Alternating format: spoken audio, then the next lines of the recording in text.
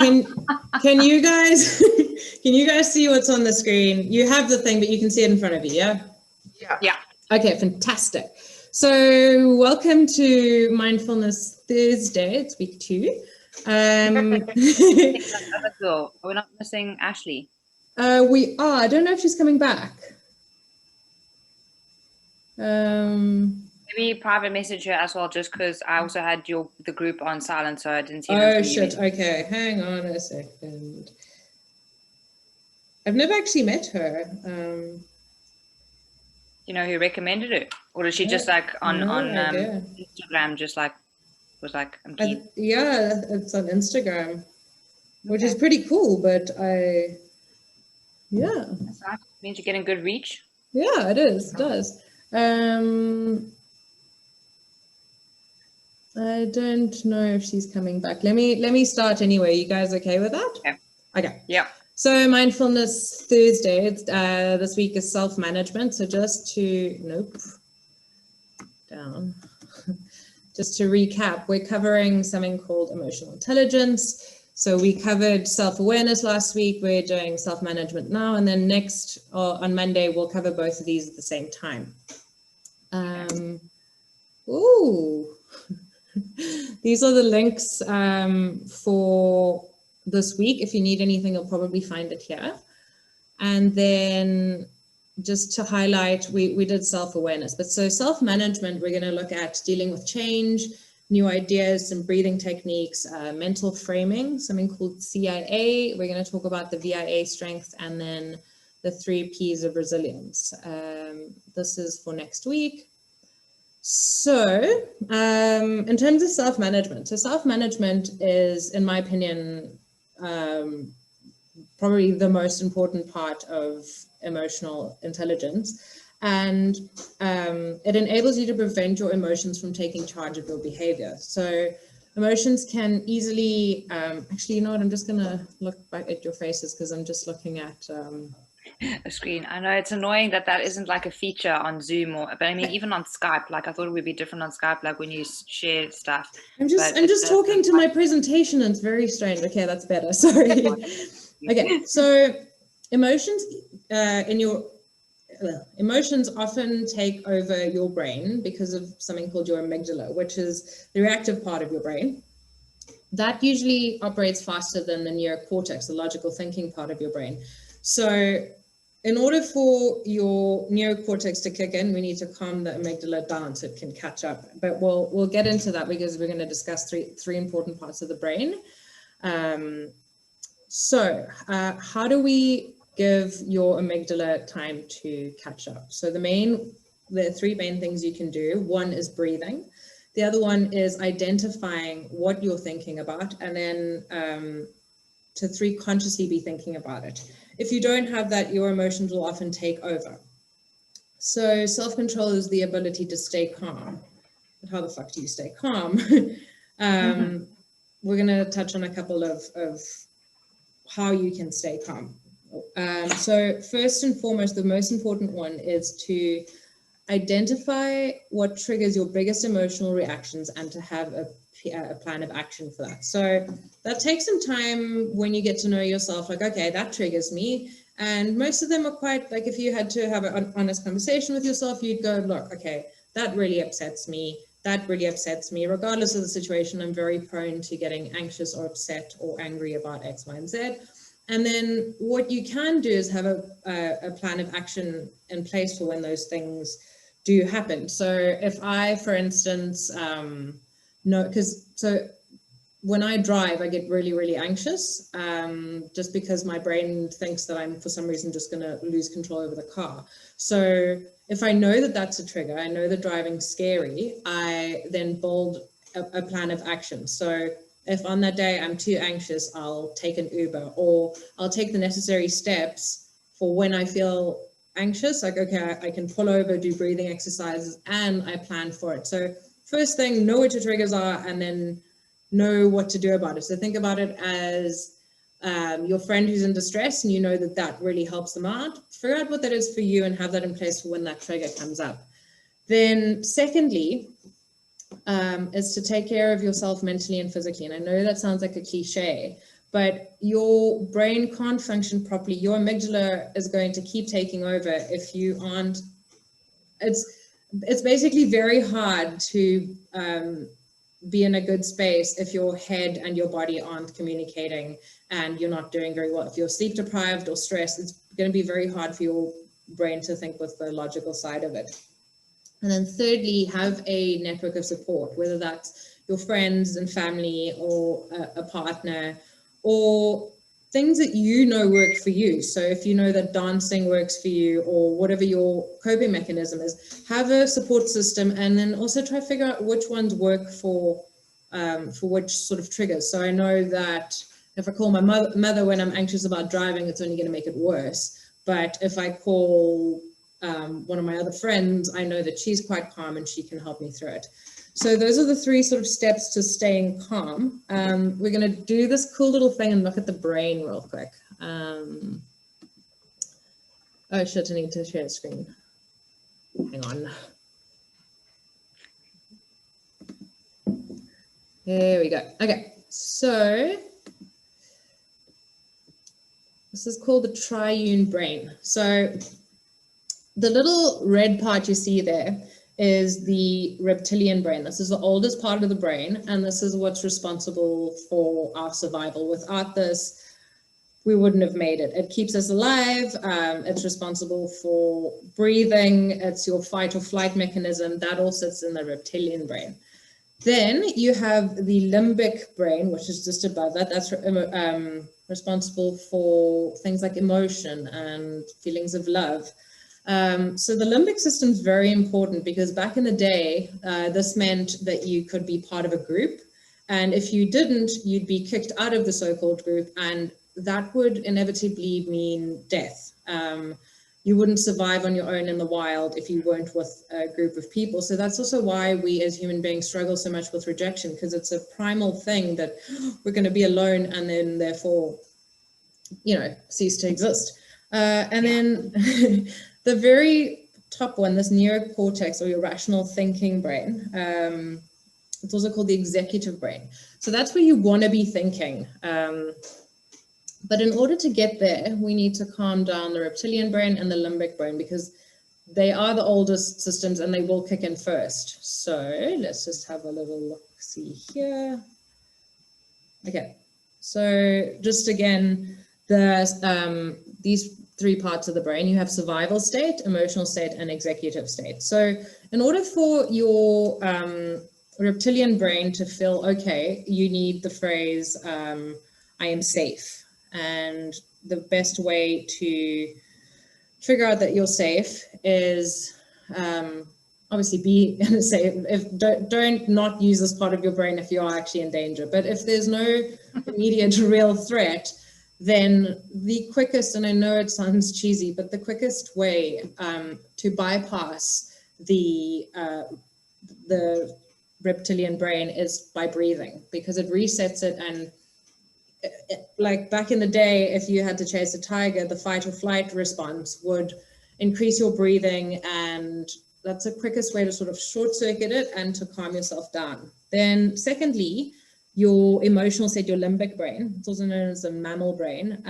This is the am I loved part of your brain. So you need to explain to it that you aren't rejected, you are loved. And often, especially in today's day and age, it's quite tricky to seek that from external places like partners and friends. So yes, you have that, but it isn't always available immediately when you need it, when you need your brain to calm down from the reptilian point of view. But then we want to deal with the emotions, because that's often overwhelming. So that's why the thing I shared last week about writing a love letter to yourself is because self-love is honestly the best way to tell this part of your brain that you are loved. Because it could be, I mean, if you have everything you need inside of you, then it's kind of beneficial. And then only once we've passed these 2 can we get here, and this is where we want to be, because this is where thinking about the future, planning, memories or imagination, logical thinking. That's what all of that comes from. That's also, unfortunately, where a lot of my anxiety sits, but it is a useful thing to have. So what we want to do is we want to strengthen this part of the brain. We want to keep these calm and have that be the stronger part of your brain. And you want to form new pathways to your brain. So how do we strengthen this prefrontal cortex or this executive state? A couple of ways. So the first thing it needs is to resist instant gratification.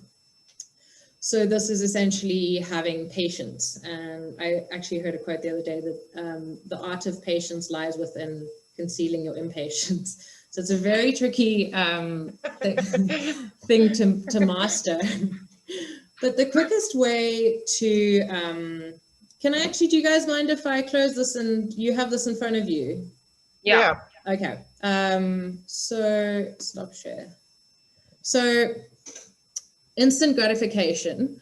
The quickest way to avoid that or to resist that or to train yourself to do that, for me, I find, and what psychiatrists have recommended, is a social media detox. Social media is the first place where you get instant gratifications, instant connection, the likes, the comment, gives you this false sense of satisfaction. You post a photo, you get a like instantly, it sends a hormone through your brain, it's crazy. But the best way I feel that you can learn to use that prefrontal cortex in terms of strengthening it is to take a few days off of social media and see what happens. Maybe it works for you, maybe it doesn't. Or if you want, say, a chocolate, do have it, but resist having it right now. So you start practicing, which I can't do. Bjorn has to actually hide. Bjorn has to hide my chocolates. It's bad. But there are different ways in which you can practice your patience. So then secondly is to go beyond your comfort zone. This is where you learn to use willpower. So do the scary thing. If your scary thing is crossing the road alone, which I can't actually do. I'm like a sheep, I freeze halfway through.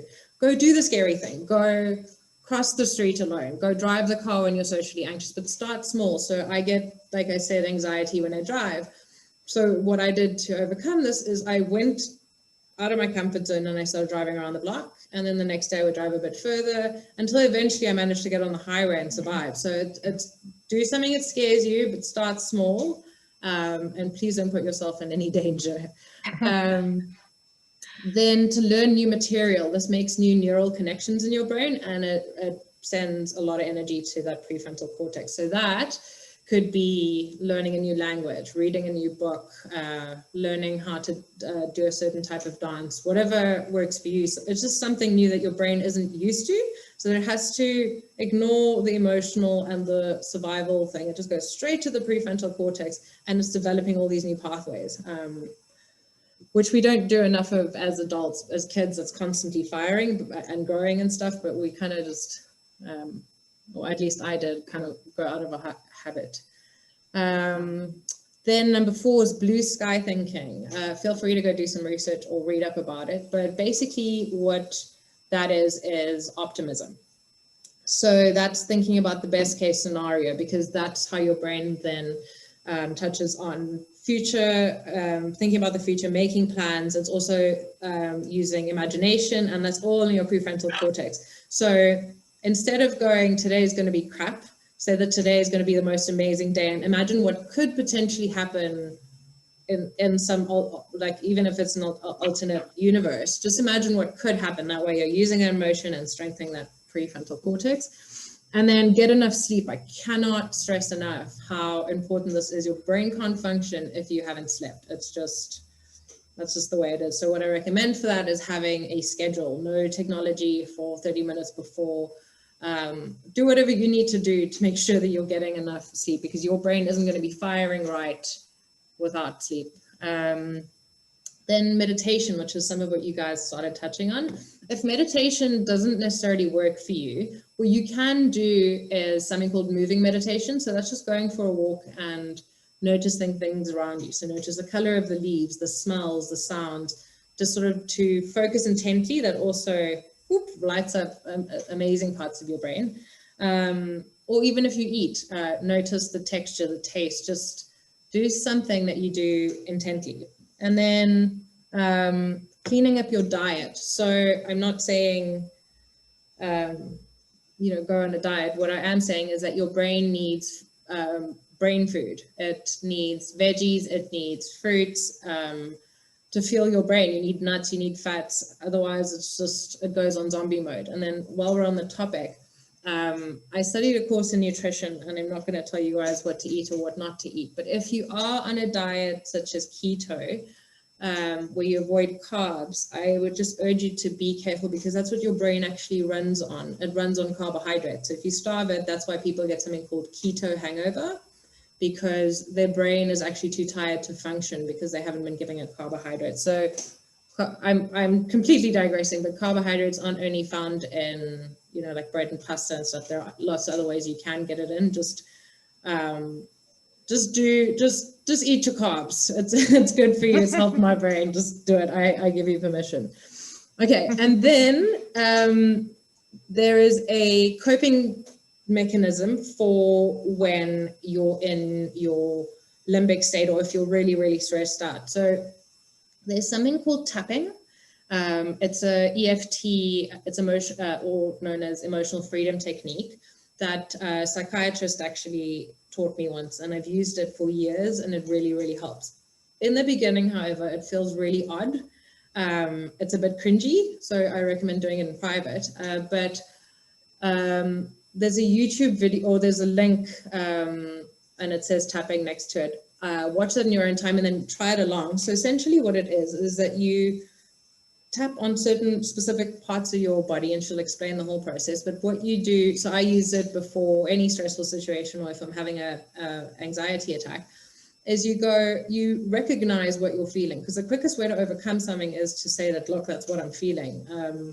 Naming the pain is half the game. So if you go, okay, cool, even though I am anxious because I'm about to write a test, I accept myself deeply and completely. So you swap that with a positive statement. Anyway, I'm going to let her explain it, because that's her background. So just give the video a try.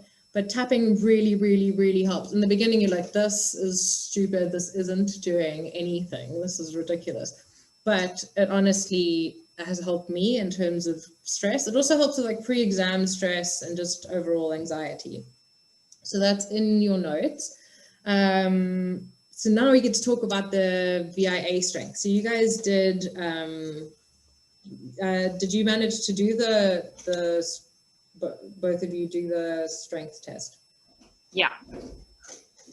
Amazing. If you guys don't mind sharing just one or two of so the reason why we did this is because to be more mindful, it's very important to know what your strengths are, know how to improve on them, and then the ones that you scored lower on aren't necessarily your weak points. It's just not as strong. There's no such thing as a weak point in this test. It's just they're not your top favorites, and it's a good thing to know that, because it can, you know where to start in terms of improving it. But what I want you to focus on are your top 5. So also, I'm always just morbidly curious as to what other people have as their strengths. So, like those Instagram quiz things, I yes, love them. Give me all of those. I want to know which Kardashian am I? Exactly. I'm definitely okay. So, give me an example of one of yours, either one of you. Okay, so I'll go. My top 5 was, the first one was honesty. Oh, amazing. Which said speaking the truth, but more broadly presenting oneself in a genuine way and acting in a sincere way, being without pretense, taking responsibility for one's feelings and actions. That's an amazing thing to have.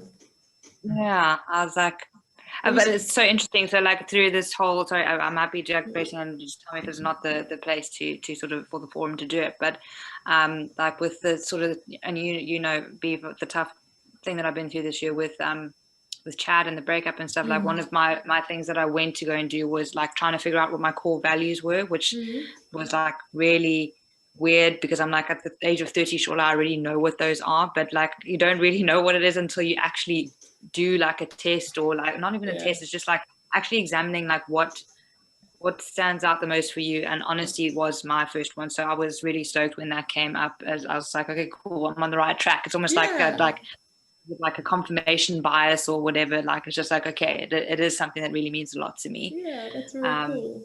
So that was cool to see for me. Okay. And then my other 4 were fairness, humility, appreciation of beauty and excellence, and teamwork. Okay, that's amazing. And yours, Led? So mine was kindness first. Oh, Yeah. my boyfriend's one was also kindness. That's you see, photographers. Yeah. And then honesty is my second one. Amazing. And then I've got fairness and also appreciation of beauty and excellence and perspective. Okay. Those are all very cool. So mine is actually, my top one, funny enough, is humor. Humor. Yeah. Humor. Wait, where's humor? So I don't know. I think sometimes I'm funny, who knows? But You are. Well, I mean, if you follow your couple's account, like but for me, humor has always sort of lifted my spirits, but it's also how I deal with hard situations. So this can be a very good thing, but it can also bite me in the ass. So I would, for instance, I make very inappropriate jokes at I'm the type of girl who laughs at a funeral because I'm awkward, and that's what I do. It's I don't know. But so see, I used to think, I was like, oh shit, okay, so humor. I was kind of like, well, I mean, out of all the things, it's just well, at least you're funny. But I've got that going for me. But and this is the exercise I want you guys to do. So you take your top 5, and I'll explain to you why I now see humor as a good thing. And then I want you to think of using them either, actually choose as many as you'd like, but once a day, try to strengthen one of them by thinking of a new way in which you could do it. So you had kindness. So do something like, okay, these are just examples the website came up with. I did share the link so you can go have a look at what your other things, other examples are.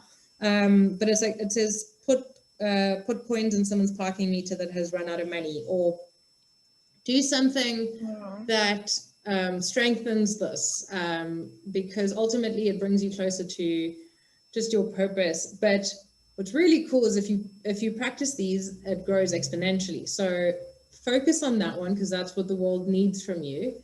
And then the other 4, think of new and interesting ways to bring them up. So you had appreciation of beauty. So, I mean,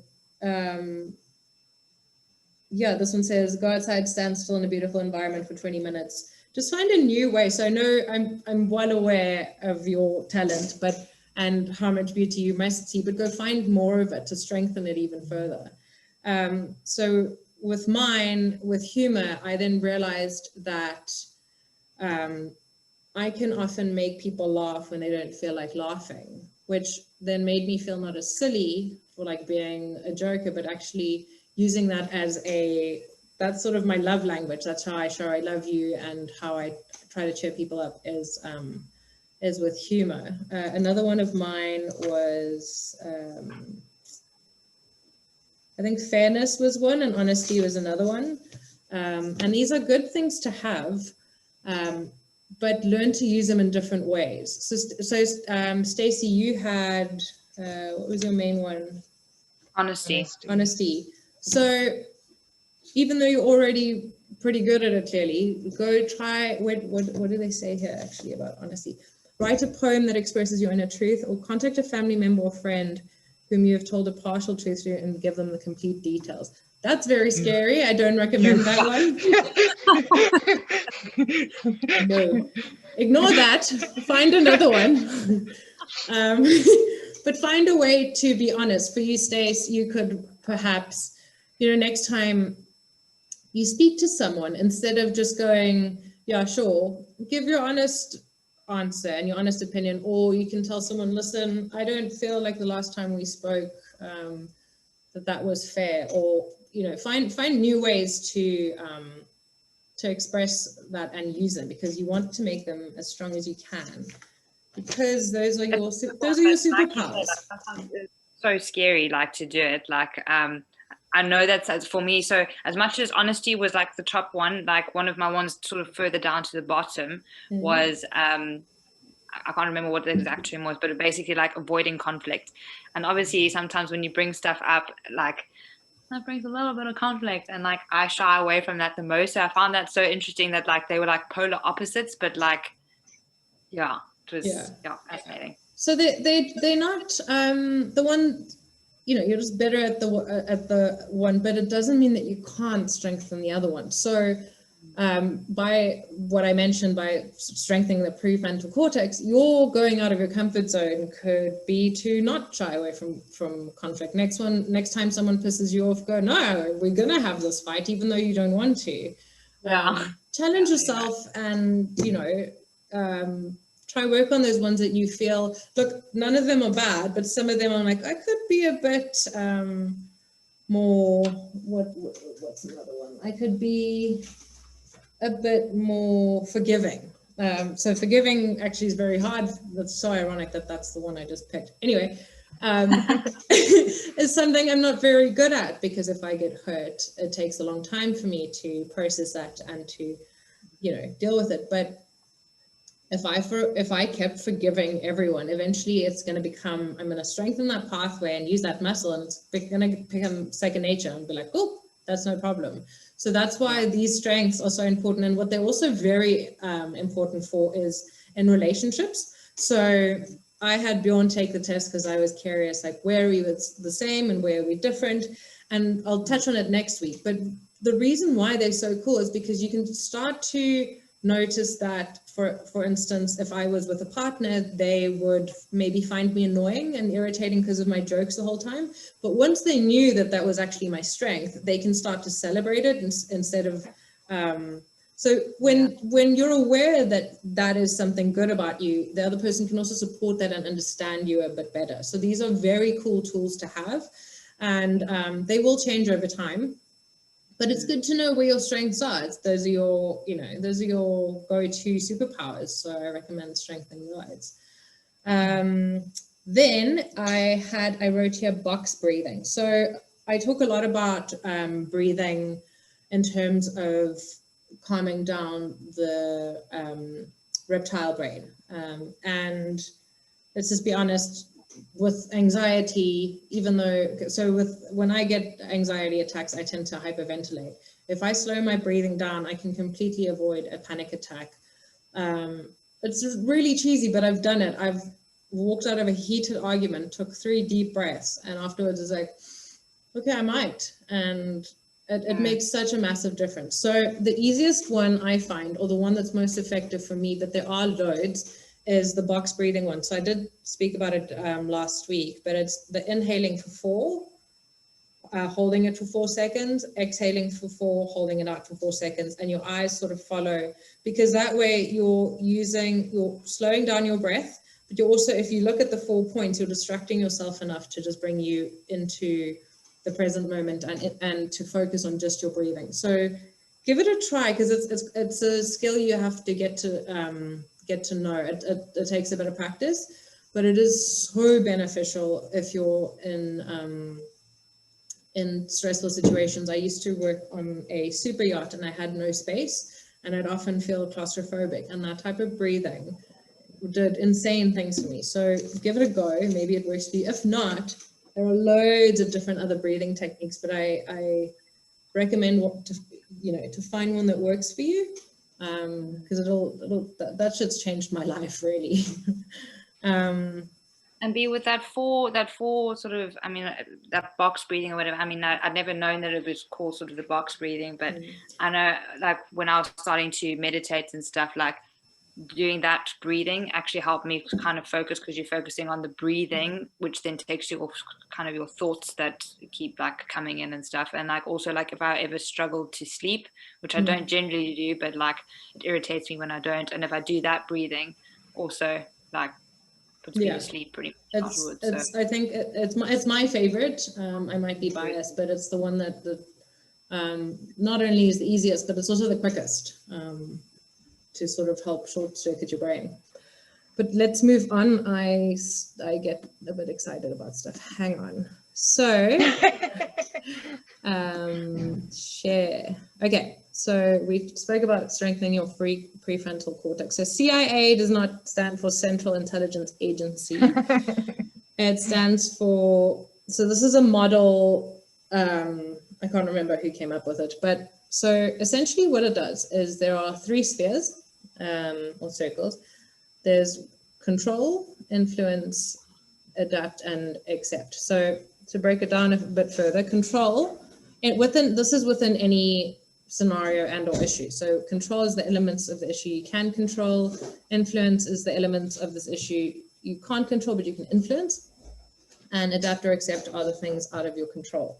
So how this works is that any, let me just come back to this, sorry, 1 second.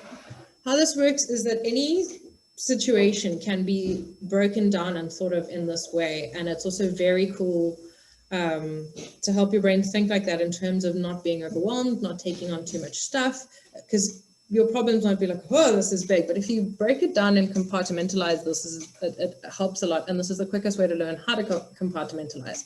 So with that model in mind, the first thing is to consider what's happened, what the issue is, and write it down. And I mean every aspect of it. So select a hard thing that's, happening in your life and write it all down, like how you feel, what's happened, because of what, just all of it, you write that down. And then you go sort them into these 3 places.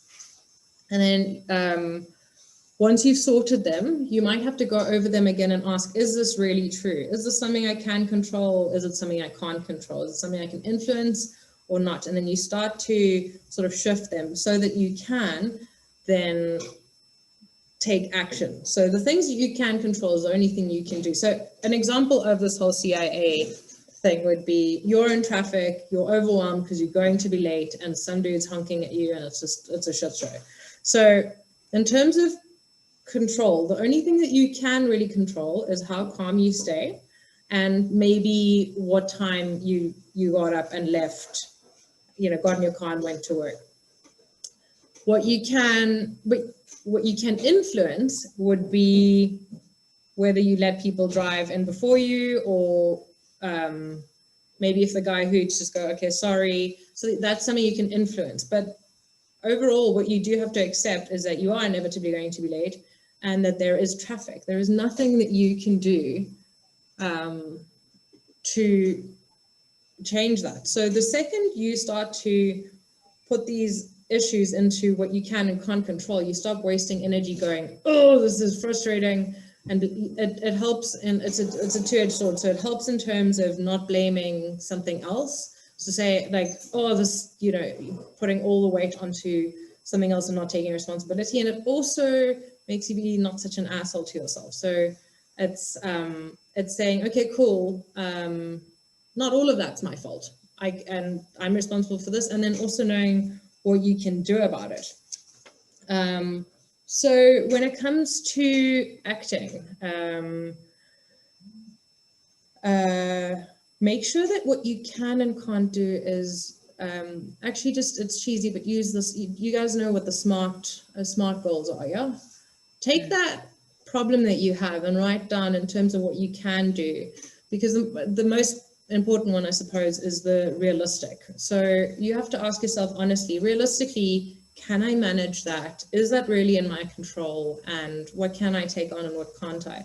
Second, you're honest with yourself, you can actually get things done. And then also start to realize that some of those things aren't supposed to be in your control. They're actually more an influence section or an accept section. So it's a very cool way to get your brain to think differently about problems that you might be going through.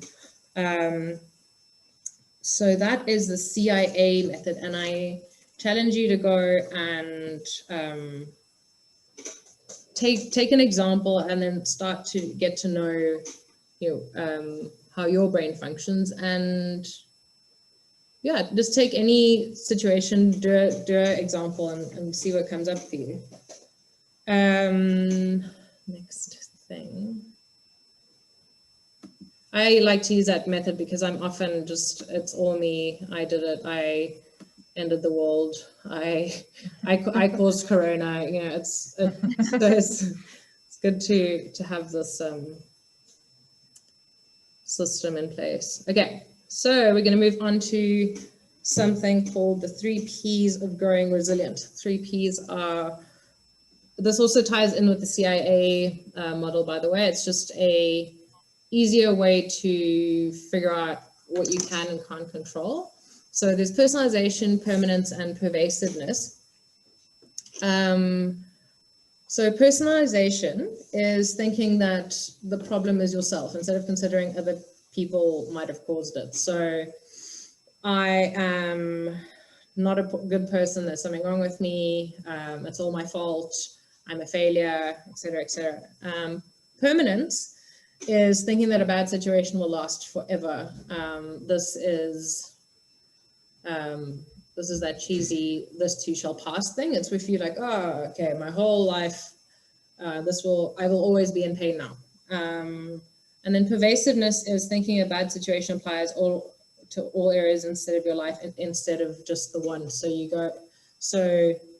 you say, for instance, you lost your job and you're a parent. So a personalization one would be, I lost my job because I'm not good at my job. And a permanence will go, I'll never be good at my job. I've never been good at my job. And then pervasiveness is thinking, oh, I'm also a shit girlfriend and or wife or mother. So that's how those 3 work. But what I want you guys to do, if you have pen and paper and have a minute to do it, because it's actually quite cool to figure it out, is to take something difficult that's happening to you now, and write out what you think is personal, permanent, and pervasive. So that's around whatever issue you're having, and then write down the personal belief you have about yourself, the belief you have about how long this will last, and the belief you have about how much of your life this actually takes up. So I'll give you guys a second to just figure that out quick, and then we can chat. We have to flip it, and then we can chat about it.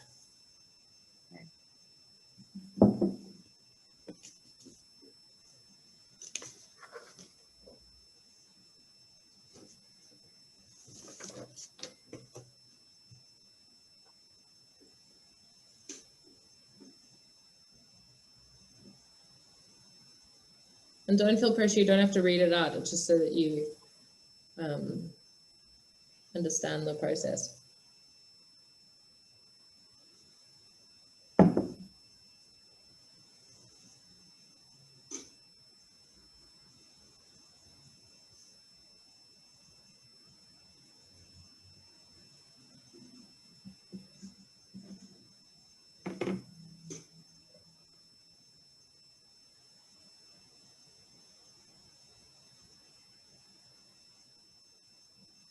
B, can you give an example again of what you said, like in terms of permanence? So permanence, so for example, you lost your job, it's I'll never find a job. So how long does the problem last?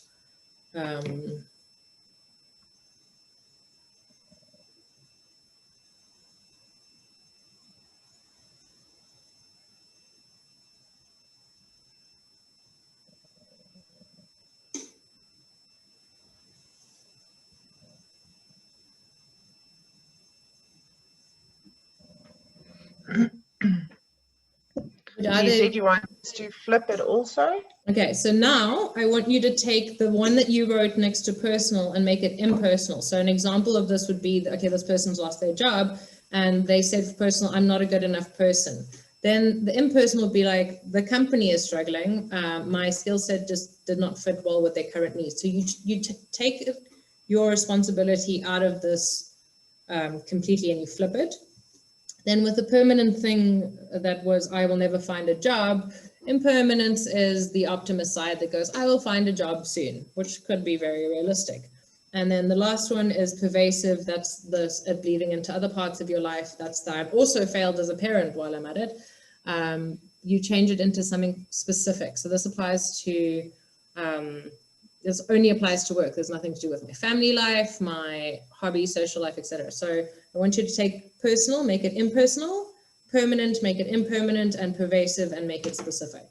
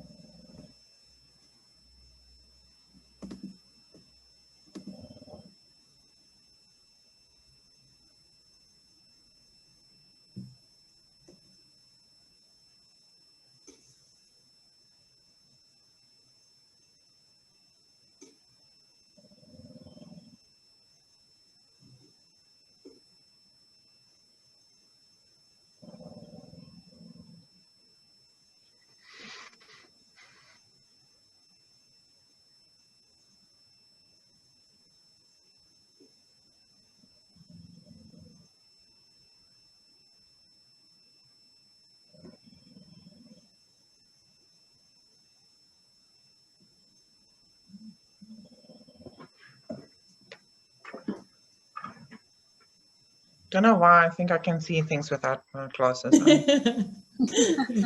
Like at the end of that writing, I was like, I'm squinting, like looking at that, like, Do either of you want to share it, or are you happy not to? I'm keen to share mine. Yeah? Yeah, same. Cool. I mean, it would be a cool thing to see how other people think and like what examples are. And yeah, I'm quite curious. Cool. So mine, for example, is I'm currently going through a divorce.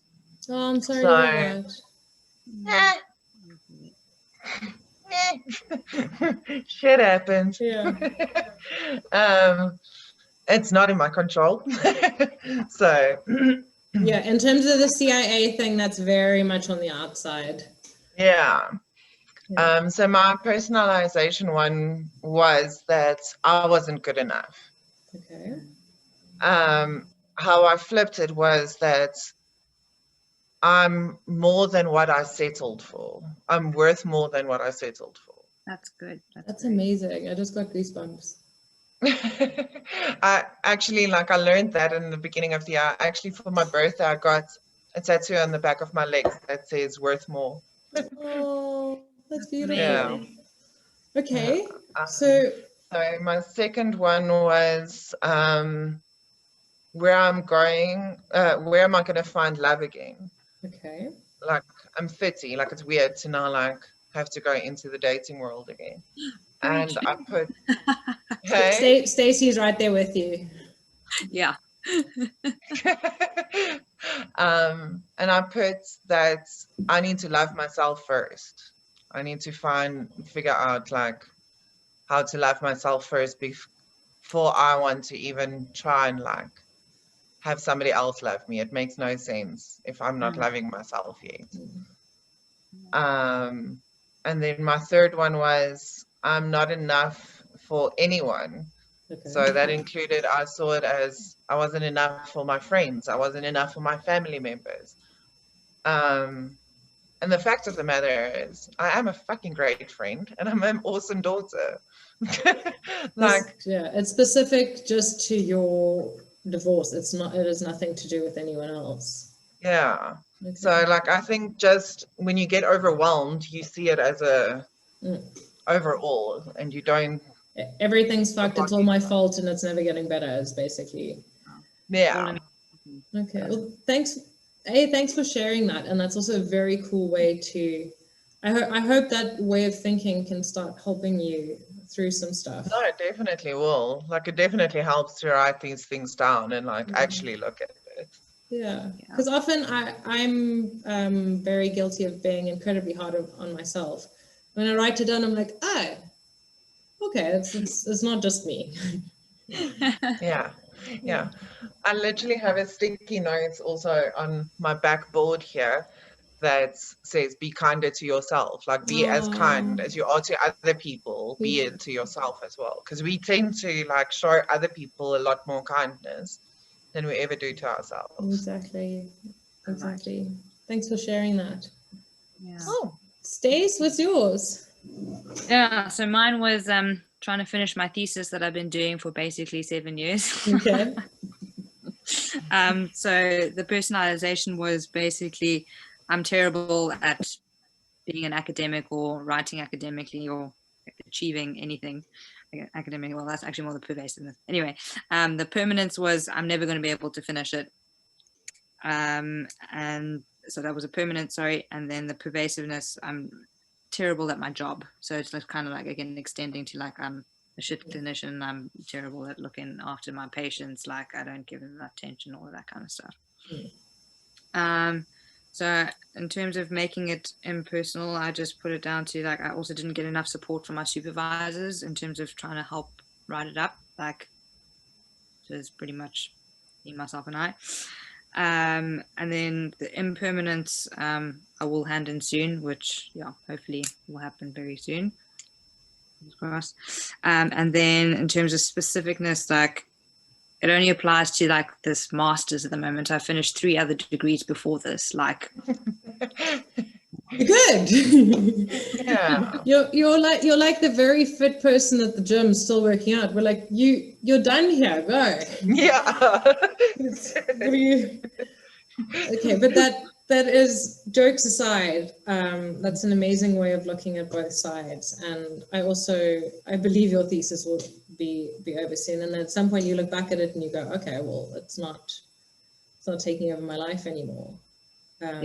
So weighing like a ton of bricks. Yeah, and I think the amount of things we take on from these experiences start to shape us. So your thesis, for example, starts integrating itself into your personality because it starts popping up in other parts of your life, because maybe you'll think that, oh, I can't finish anything, and then it becomes because your brain is telling you this, and you're just eating it up, and you're like, yes, true. Meanwhile, it's just you playing on a loop tape to yourself, and none of it's real. So that's why having a conversation with yourself, taking the time to do these exercises, why journaling and meditation is so important, because it's taken me all of 30 years to figure this out, but not everything is my fault, and some stuff I do need to own up to.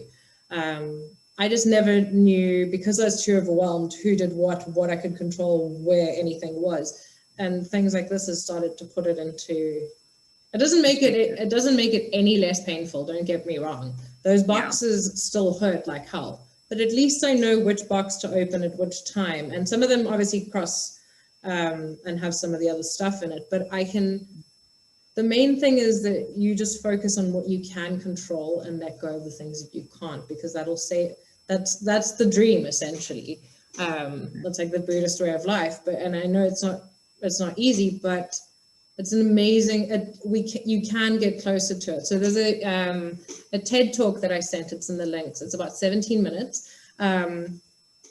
But I find it really interesting because this woman explains that you are in fact more than your emotions, and that you can control your emotions. And yeah, whenever you guys have time, watch it. But it applies very much to what we're doing now and what we've spoken about. And just in terms of not letting your emotions cloud your judgment, which is what happens with these statements like, I'm not good enough, or this will last forever. So if we rewire our brains, which takes some time and it's tricky, we can start to think like that on a daily basis, and it starts to lift off layers of just shit. That's not yours to carry. I've had to in my life put down stuff where I'm like, this isn't mine. Like, someone left their luggage here. It's not mine. And I'm hurting my back carrying stuff that's not for me. So this is why, having lists and columns and, moving things around will really help, because if you see it on paper, your mind can start to, you know, shift it in real life. So it'll bring me to the last little thing. There's a little picture I have. Oh, I keep clicking on the screen and not sharing it. Hang on. Called mental reframing. So it's based on what we just spoke about, but mental reframing. So we tend to, can you guys see my mouse when it moves over this, by the way? Yeah. Okay, just checking.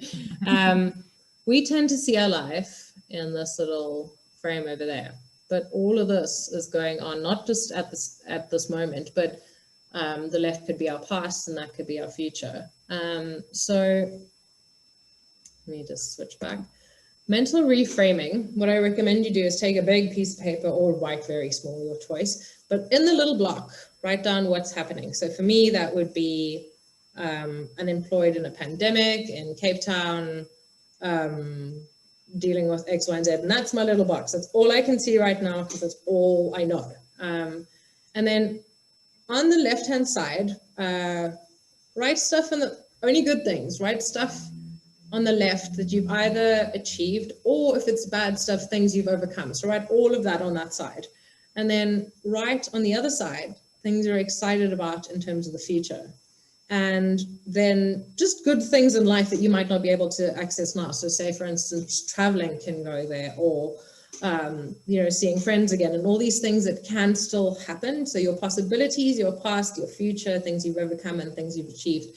Once you start writing out that whole area around this little frame, that little frame gets smaller and smaller and smaller, and that helps you to be more grateful, and it helps you get through the tough times. It helps you deal with change. It helps you deal with the anxiety of a pandemic, because ultimately it's just this moment is this tiny in comparison to our whole lives. So the mental reframing thing's a pretty cool experience, and whenever you're very low, it's good to just check out what's happening, because often the frame, let's be honest, isn't very pretty, but it doesn't mean that it's always going to not be pretty. And then also another cool thing about mental reframing is that if you wanted to, you could start looking somewhere else. Do you know what I mean? You could shift your frame. So instead of me focusing, for example, on the pandemic, I could focus on the fact that America is now, like, Trump's gone and there's a female VP. I could focus on the good things that happen and start seeing that I have an opportunity, even though it's a pandemic, to explore areas of my life that I haven't had a chance to. So that's the whole optimism thing coming into play. But go play around with what's in your frame right now, where you want your frame to be, and then what's around the frame that you're not seeing, essentially. And then last little bits of advice is obviously the get to know your triggers. We've done the box breathing, moving meditation we've spoken about. And then, so there's two things. First of all, I feel like I ask you guys to write down a lot of stuff, but it's how I function, and helps me to also keep track, because I'm like, cool, I've got it. But if I didn't write it down, it's going to be gone in a second. But remember when you were young, you would have a board with like lines on it, and when you did something good, your mom would give you like a gold star, or in school.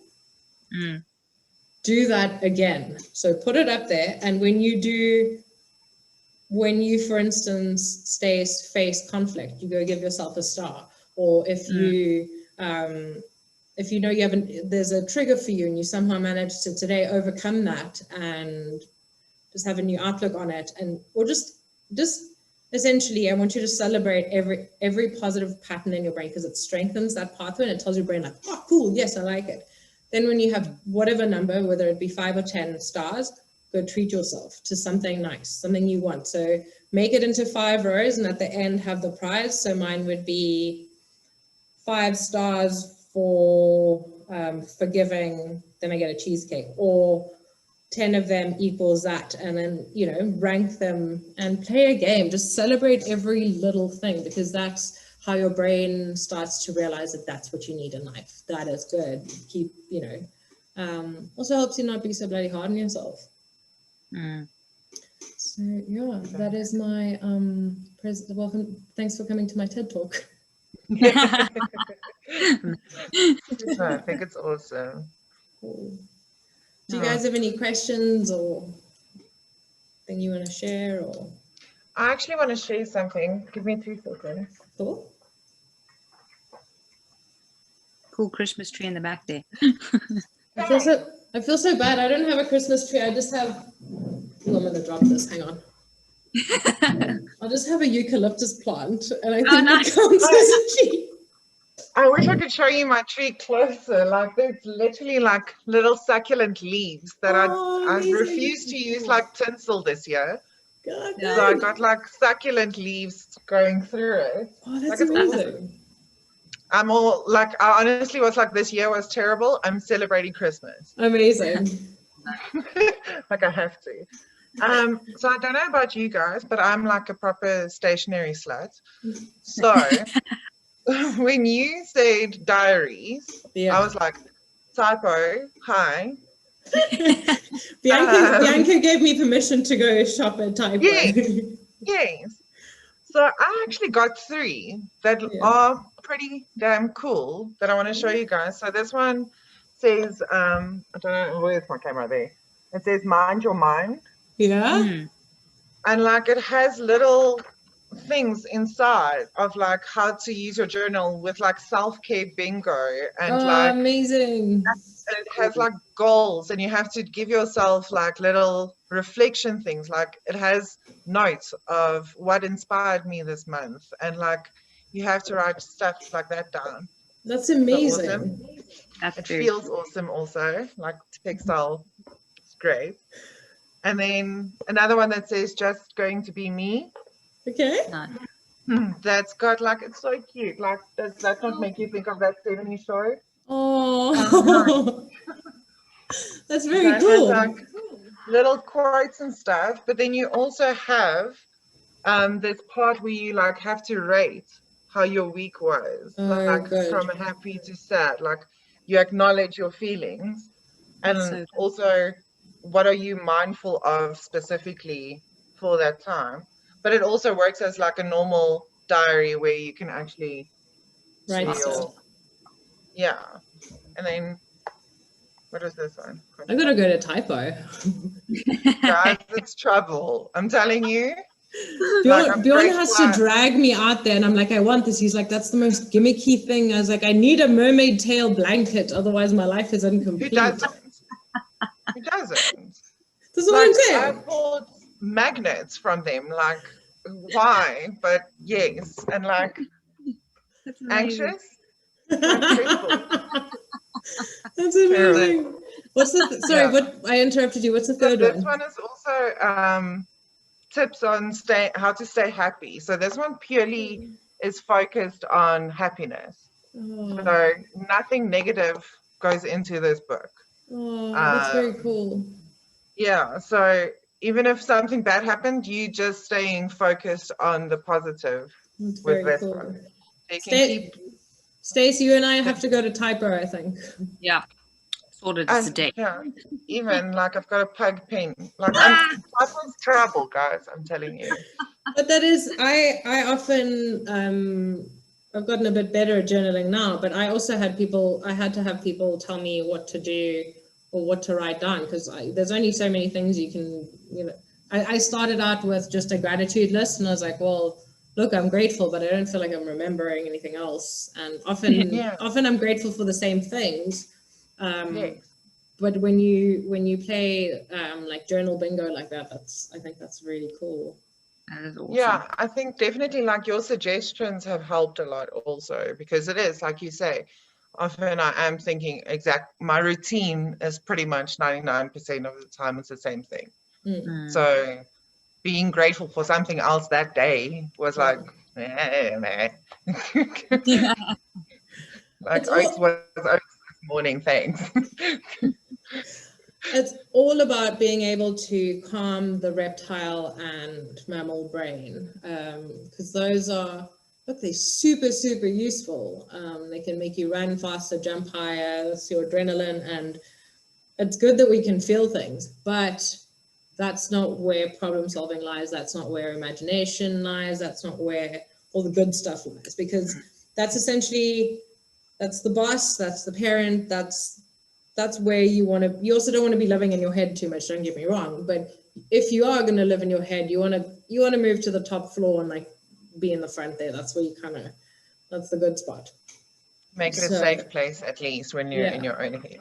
Yeah. And then within saying that, also do spend some time getting out of your head. So that's where something like moving meditation comes in, whether it's dancing, walking.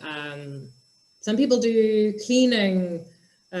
Just focus on what you're doing so you can get out of your head, because it's not always, a fun place to be.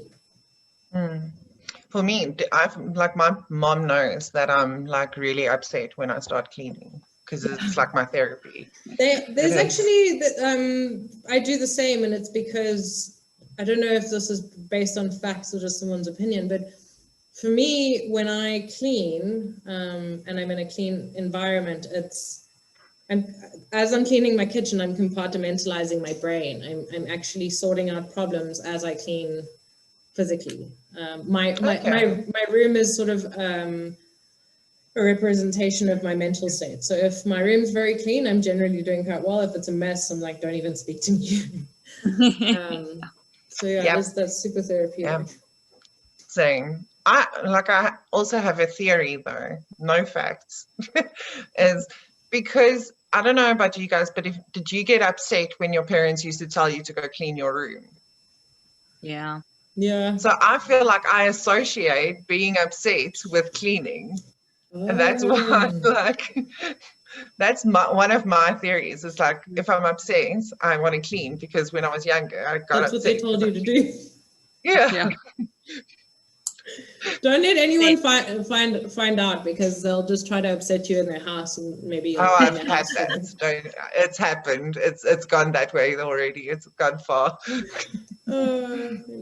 Stace, do you have any questions or anything?